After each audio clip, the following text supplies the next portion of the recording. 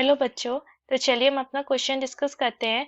यहाँ पे गिवन है in the sequences 2,5,8 up to 50 terms and 3,5,7 up to 60 terms, find the number of identical terms.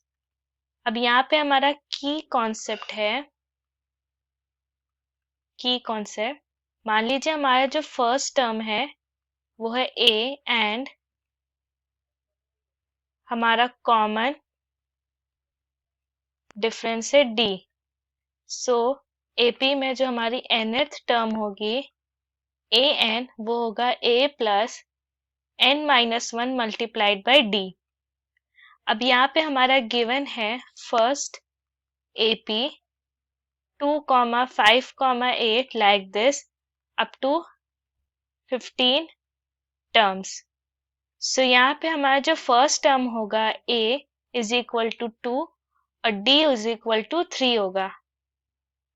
So यहाँ पे जो हमारा जो यहाँ पे हम अपना जनरल टर्म रिप्रेजेंट करते हैं an1 से, ये होगा 2 plus n1 minus one multiplied by 3। सो ये होगा 3n1 माइनस वन। अब वहीं पे हमारा जो सेकेंड एपी है वो है 3,5,7 अप टू 60 टर्म्स। सो यहाँ पे हमारा a है 3 और कॉमन डिफरेंस d है 2।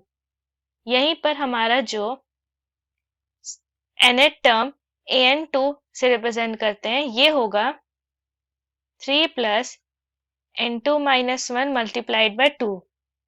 सो ये होगा 2n2 प्लस 1।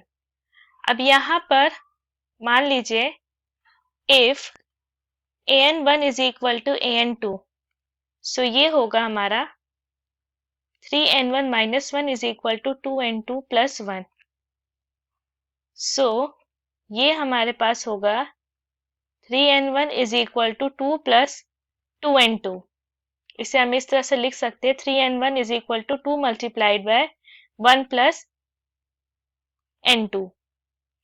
सो हम इसे इस तरह से लिख सकते हैं,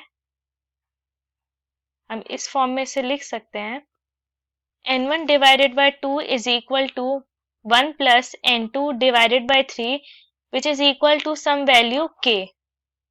और ये k हमारा नेचुरल नंबर होगा क्योंकि नंबर ऑफ टर्म्स हमारे नेचुरल नंबर होंगे।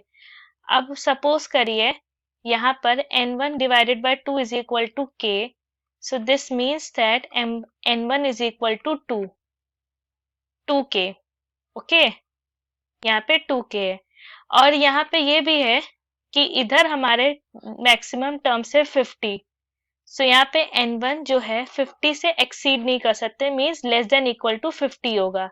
सो this means that 2k2 is less than equal to 50। So यहाँ पे k हमारा is less than equal to 25 है। वहीं दूसरी side n2 plus 1 divided by 3 is equal to k। So यहाँ n2 होगा 3k माइनस 1। और यहाँ पे हम ये भी देख सकते हैं कि यहाँ पे n2 ये जो टर्म है ये 60 से एक्सीड नहीं कर सकता, मीन्स मैक्सिमम 60 है। So n2 will be less than equal to 60। अब यहाँ पे n2 को हम k से रिप्लेस करेंगे k के फॉर्म में। So 3k minus 1 is less than equal to 60। So यहाँ पे जो k की वैल्यू होगी वो समथिंग होगी 61 divided by 3 which is nearly equal to 20.3। So हम सपोज करते हैं ये है 20।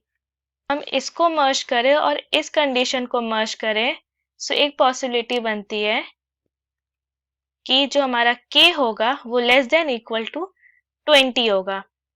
सो जो पॉसिबल हमारे जो वैल्यूज होंगी k की वो होगी 1 2 3 up to 20। So we can say that there are 20 identical terms.